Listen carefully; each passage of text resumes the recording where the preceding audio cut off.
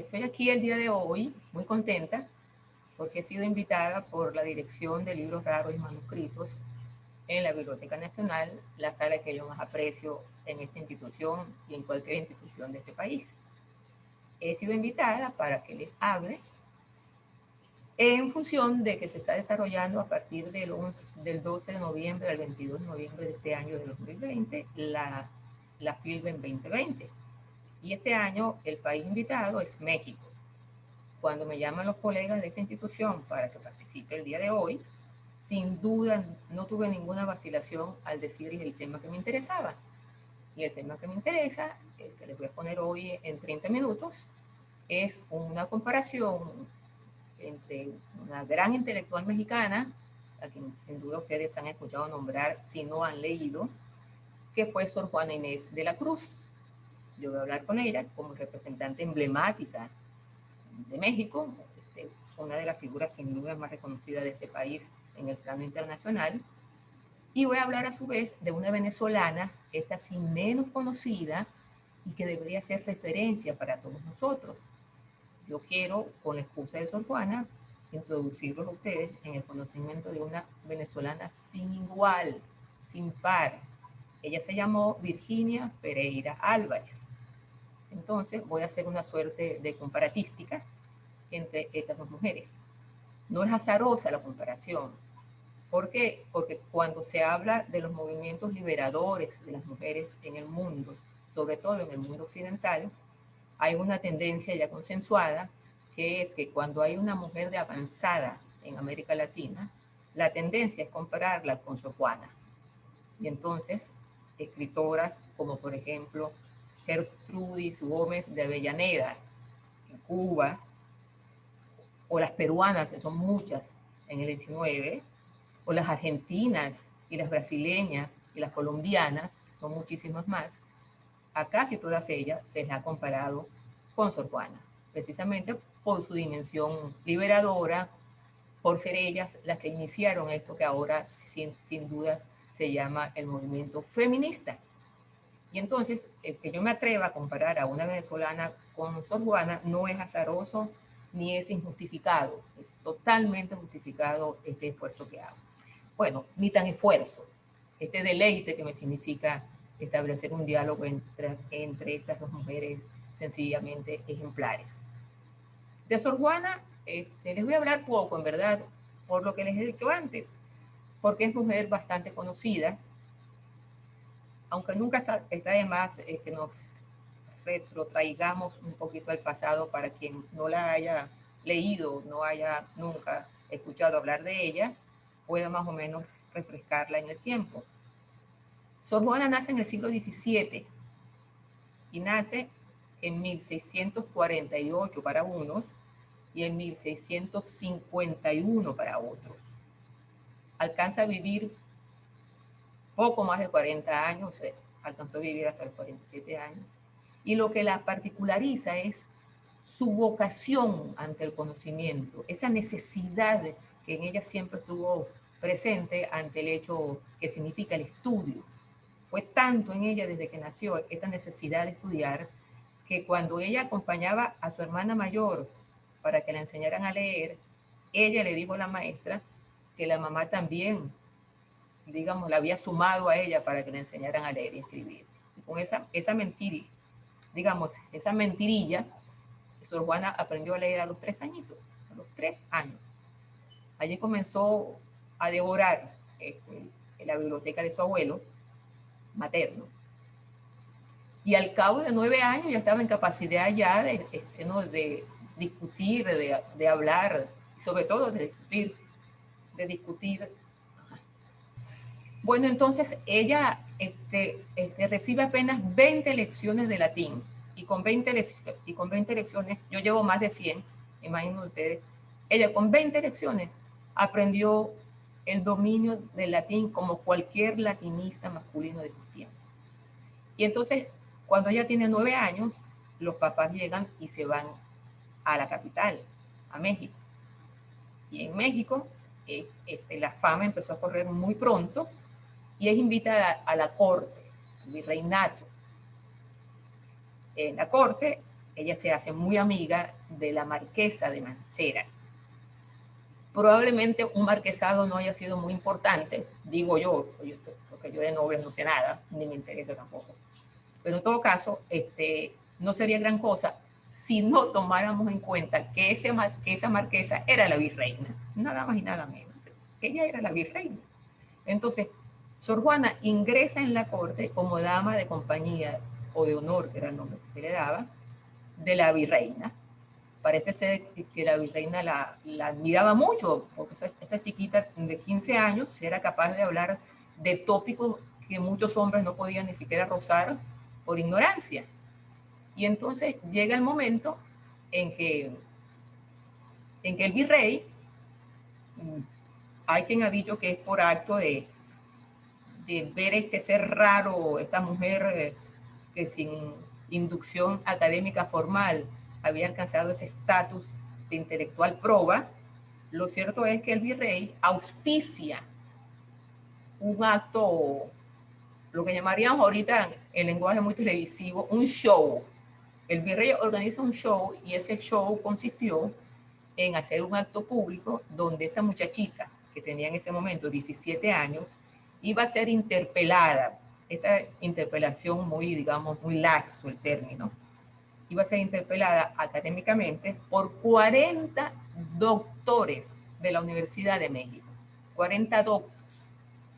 Entonces llegan y arman el espectáculo, porque eso sin duda que fue concebido así, como un espectáculo. Yo la verdad es que no tengo, y miren que lo he buscado, cómo fue el escenario, lo que llaman ahorita en teatro el montaje. No sé dónde estaba sentada ella, si ella estaba en la parte más baja y ellos en la parte alta como signo de autoridad. No sé si fue un círculo, en verdad, o si el diseño escenográfico fue estilo anfiteatro. No conozco eso, digamos, esas puntualizaciones. Pero el hecho cierto es que se dio la actividad y la niñita fue, digamos, invocada por cada uno de estos doctores, más de una vez incluso, y en ellos había la intelectualidad más connotada en la universidad, que era el centro de conocimiento y de saber en ese tiempo, en donde le hacían preguntas de física, de matemática, de teología, evidentemente, de historia, de latín, obviamente, de música y de todo aquello que era el conocimiento de astronomía y todo aquello que era digamos, la expresión de un dominio intelectual probo, universal, universitas, o sea, universitario. Y parece ser, por los registros que han quedado, que la niña estuvo brillante, sencillamente brillante. Y eso fue en el año 1668. A partir de ese momento comienza en la vida de Sor Juana, aunque en ese momento aún no había ingresado formalmente al convento, comienza ya en esta chica un proceso de ascenso y de reconocimiento público que la lleva a lo que es actualmente uno de los imágenes emblemáticos de la nacionalidad mexicana. Ahí comienza a darse a conocer en lo que escribía. Ella era naturalmente una poeta. Para ella era más natural escribir en verso que escribir en prosa. Y lo dijo además, que ella creía que era que todo el mundo era así, que a todo el mundo le era más fácil escribir en verso. Miren a qué tamaña inocencia de su parte, ¿no? Bueno, entonces la misma virreina auspicia la publicación de su obra y cuando ya puede, logra la siguiente virreina que le publiquen a Sor Juana en España, en la corte, después de que pasa todo el proceso de censura que era propio de su tiempo. Y bueno, no se da la circunstancia de que ella logra ver en vida la publicación de sus primeros textos. Entonces, de esa vida de esa mujer que por añadidura, miren qué cosa tan grande, que por añadidura era excelente cocinera, al punto que ella era la encargada del menú del convento donde ella pertenecía, y quedó el libro de recetas de ella, escrito de su puño y letra. O sea, esta mujer de un saber universal de su tiempo, enciclopédico, es la que me ha dado a mi pie para honrar a México, para honrar a Sor Juana, por supuesto, para hacerle honor a la Virgen de este año y para rendirme a las plantas de la Dirección de Libros Raros y Manuscritos en esta Biblioteca Nacional. Entonces, cuando he dicho esto de Sor Juana, para no abrumarlos más o fastidiarlos más, ahora les voy a hablar de Virginia Pereira Álvarez, que es la mujer con la que quiero compararlas, o con quien quiero, digamos, ver la proyección de Sor Juana en este pensamiento feminista, libertario, y libertario entendido en términos de dignificación de la condición femenina. La condición de la mujer no es parir, nada más. La condición de la mujer alcanza plenitud también en su desarrollo intelectual, y eso es lo que, en mi opinión, simboliza en Venezuela esta chica que se llamó Virginia Pereira Álvarez. Bueno, esta chica no nació en Caracas, para la sorpresa de quien no la conoce, sino que nació en Ciudad Bolívar. El padre era, como toda la gente conocida de esos tiempos, general. Ustedes recuerdan que con la guerra de la Federación y las guerras que subsiguieron, aquí hubo un generalato que era casi grosero, obsceno en número. Aquí todo el mundo que empuñó un arma alcanzó el grado de general. Bueno, y el papá fue sin duda una figura fundamental en esta niña, porque fue el que auspició en ella el derecho a que su muchachita estudiara. Entonces, esta chica estudia acá en Caracas, obtiene el grado en la primaria, continúa lo que en ese momento era una suerte de bachillerato, pero donde daban muchas menos materias que en el bachillerato de los varones. Por ejemplo, a las niñitas en el bachillerato no les enseñaban latín. A las niñitas no les enseñaban la Constitución. Había una cantidad de temas que eran reservados para la potencia intelectual masculina, pero no para la femenina. Bueno, quizás esta chica habría continuado en el anonimato, ¿no? Dado las circunstancias acá en Venezuela, pero ocurre una decisión del Ministerio de Instrucción Pública, quien decide en agosto de 1902 otorgar el grado de profesora normal. Profesora, porque ya existían desde antes, desde 1841, ya existían los estudios de maestra, pero en este caso fue el profesorado normal. Y como hacían, digamos, como era ley, llega y apareció el anuncio en la prensa. Se convoca a las interesadas en el grado de cosas, y el examen era ese mismo mes de agosto. Fíjense lo siguiente. Llega y apareció el anuncio el 2 de agosto, y los exámenes eran 15, 16 y 17 de ese mismo mes de agosto. Y Virginia fue la única inscrita. Llega y se inscribe y la someten al examen público, igualito al de Sor Juana en el siglo XVII. Exactamente igual. Bueno, con la diferencia de que si a Sor Juana la examinaron 40 doctos, a Virginia la examinaron 24 docentes reconocidos de Caracas. Entre los, digamos, desde el grupo o en el grupo del jurado estuvo hasta el ministro de Instrucción Pública, o sea, lo que es actualmente el ministro de Educación. Hasta él estuvo en el jurado. El jurado fue el 98% masculino.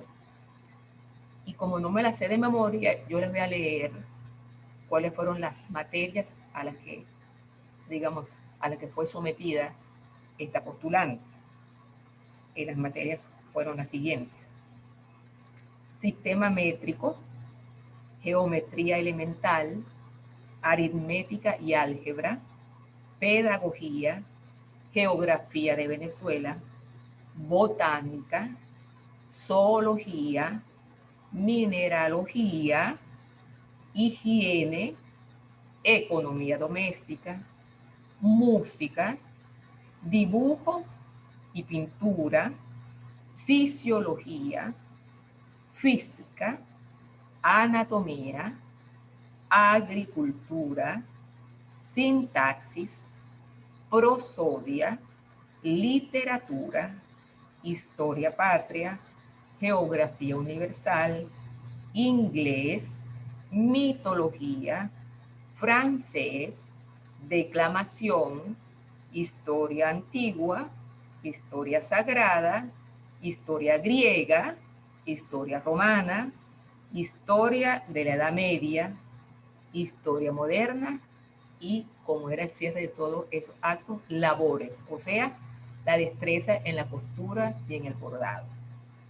Este jurado de 24 personas decretó por unanimidad la nota o la evaluación de sobresaliente. Estos exámenes, que como les dije antes, duraron 3 días, cumplieron el siguiente horario, de 8:30 a 11:30 y de 2 a 5:30.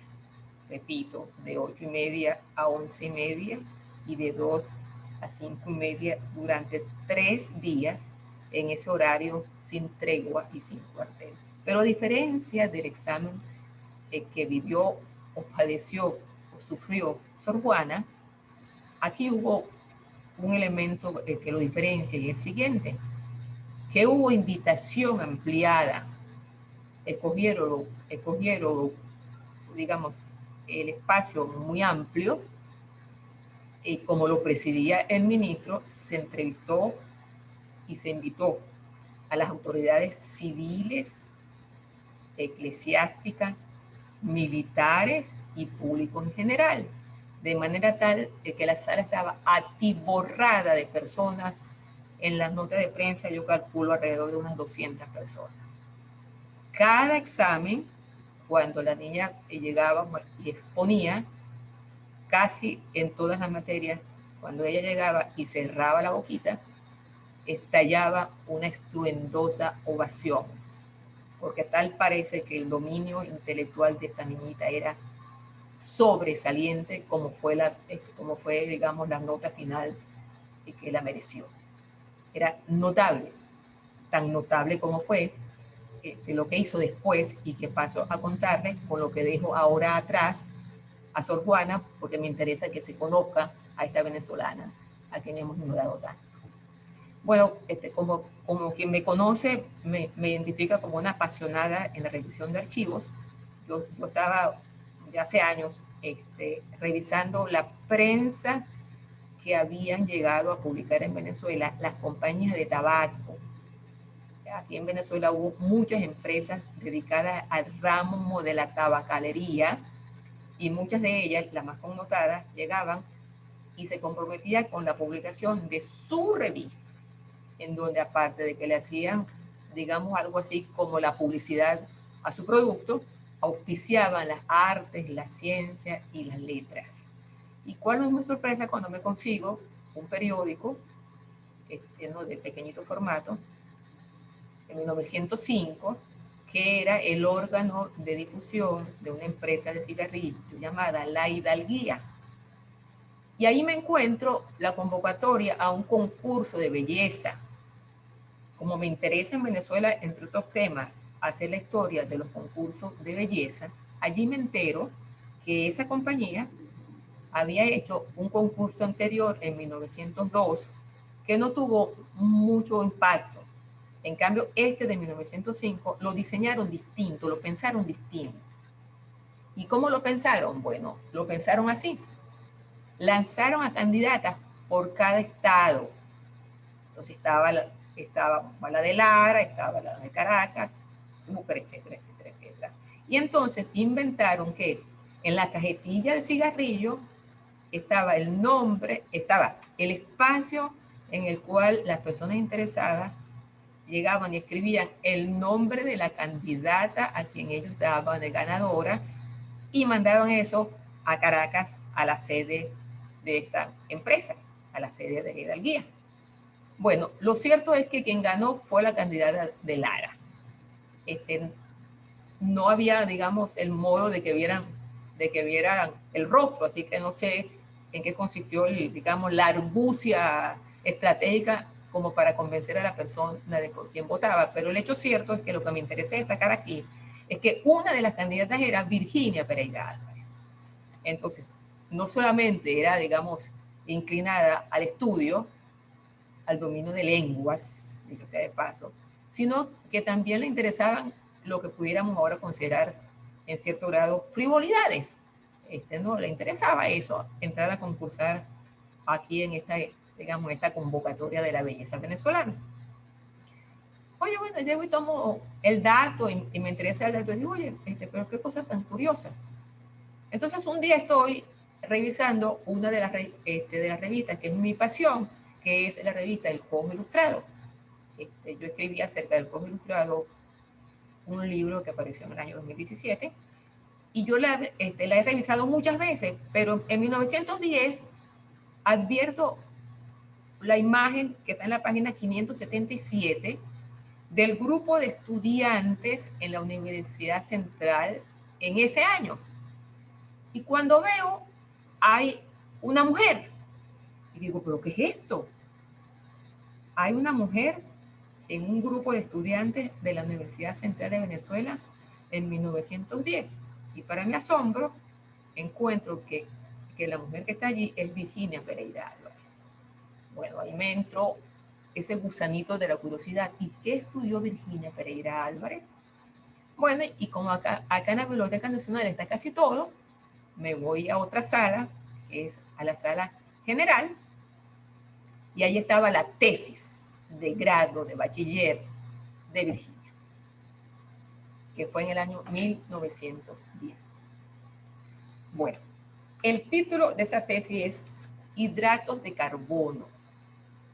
Hidratos de carbono a nosotros en estos tiempos nos va a sorprender porque ella estaba optando al grado de filosofía. Lo que pasa es que desde la colonia hasta bien entrado el 20, en la filosofía entraban una cantidad de temas que no habían adquirido aún un carácter diferenciado. Entonces, tan era posible obtener un título en filosofía haciendo un estudio acerca del arte poética en quien fuere, etcétera, como hacer un estudio de hidratos de carbono, que fue lo que esta mujer hizo. Pero lo que ella hizo es más significativo de la entrega de un trabajo de grado. Porque vean, la tesis de grado de Rómulo Betancourt, que también está acá, y cuando digo acá, está en la sala de libros raros y manuscritos, es de 18 páginas.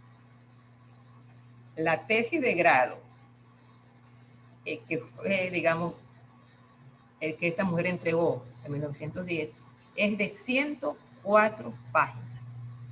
Casi nadie, yo diría que nadie, llegaba a escribir una tesis de tal extensión. Lo normal era entre 20 páginas, 25 páginas, y esta mujer escribe 104 páginas. Y de esa tesis, yo me la leí completo y por supuesto que entendí nada, porque es de química, yo no sé nada de química. Pero esa tesis, para los que nos interesa todo este proceso de la búsqueda de libertades intelectuales en la mujer, el prólogo es muy importante, porque allí ella cuenta lo que le significó a ella el estudio en la universidad asistiendo al aula de clases, las burlas que no vivió Sor Juana, y digamos el encono, el sarcasmo cotidiano, hasta el irrespeto, esta muchachita lo soportó durante 4 años y logró, digamos, darle una cachetada a todos aquellos que la insultaban cuando presenta una tesis de esa extensión, de 104 páginas.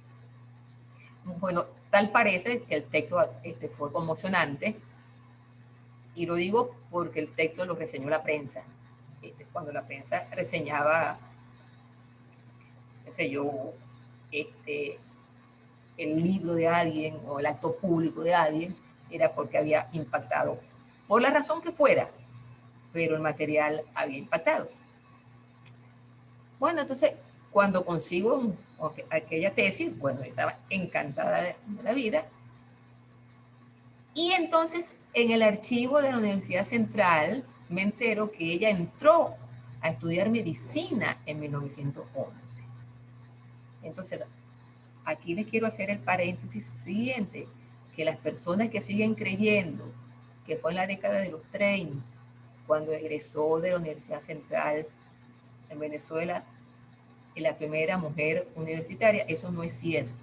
La primera mujer que egresó de un aula universitaria en Venezuela, porque asistió a clases, o sea, tuvo presencia en aula, fue Virginia Pereira Álvarez en 1910. 1910. Y quiso continuar estudiando, digamos, con lo que nos pinta la necesidad de ella ante el estudio, se inscribe en medicina, pero hubo conflictos, no sé si derivados de la universidad o propios de su condición de mujer al entrar a las clases de anatomía, donde iba a ver a un hombre desnudo. Digamos, eso estaba dentro de las posibilidades, pero el hecho cierto es que ella no continúa acá estudiando y ella se va a los Estados Unidos y se va ese mismo año, en 1911, y allá se gradúa de médica. Una cosa extraordinaria. Entonces, tampoco sé por qué circunstancia ella regresó acá al país y ella estuvo en el equipo de Gabaldón, dentro del equipo de científicos de Gabaldón. Y tampoco sé por qué razón regresó otra vez a los Estados Unidos. Lo cierto es que ella estuvo hasta el año 1947, hasta el 12 de abril, en donde muere. Entonces un día estaba yo revisando la colección de revistas de Venezuela y en particular estaba revisando la Revista Nacional de Cultura.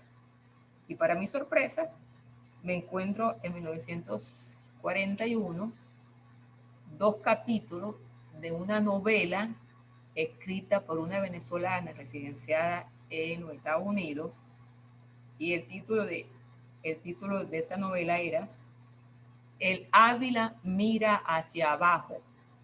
Y me leo entonces, allí en la revista esa que les acabo de mencionar, los primeros 2 capítulos de esa novela, que, como habrán ya imaginado, fue escrita por Virginia Pereira Álvarez. Aparte de médica, aparte de química, aparte de novelista, aparte de mujer cultísima en dominio de varias lenguas, vean que también entonces incursionó en la escritura de ficción. Cuando muere en 1947, no sé en verdad en dónde está enterrada, no sé. Pero como yo estoy comprometida con ella en el resto de mi existencia, yo voy a tratar de escribir, digamos, en cuanto yo pueda, los aportes y el valor académico, intelectual y sobre todo venezolano de esta mujer excepcional, que sin duda no podemos, digamos, dejar de mencionar digamos, esta circunstancia de que ella viene de la estirpe de Sor Juana, de la estirpe de la Madre Castillo en Colombia, de la estirpe de otra venezolana, Sor María Josefa de los Ángeles, que fue la primera mujer en Venezuela que escribió un poema, Anhelo, se estima escrito alrededor de 1808 a 1810, y de tantas mujeres que después de ella han hecho el esfuerzo por dignificar la condición de haber nacido fémina. En consecuencia, mi propuesta de lectura del día de hoy no es exagerada, no es desopilante, sino que estoy tratando de ver hilos y conexiones entre mujeres que han hecho de su vida un esfuerzo constante por dignificar nuestra condición y por darnos el derecho en estos tiempos de reivindicarnos, no solamente como padres, en tanto madres, disculpen, sino en tanto seres capaces de hacer aportes de significación para la especie humana. Y eso era todo lo que les quería decir el día de hoy. Espero que les haya gustado, pásenla bien y disfruten la Filmfest 2020 de este año.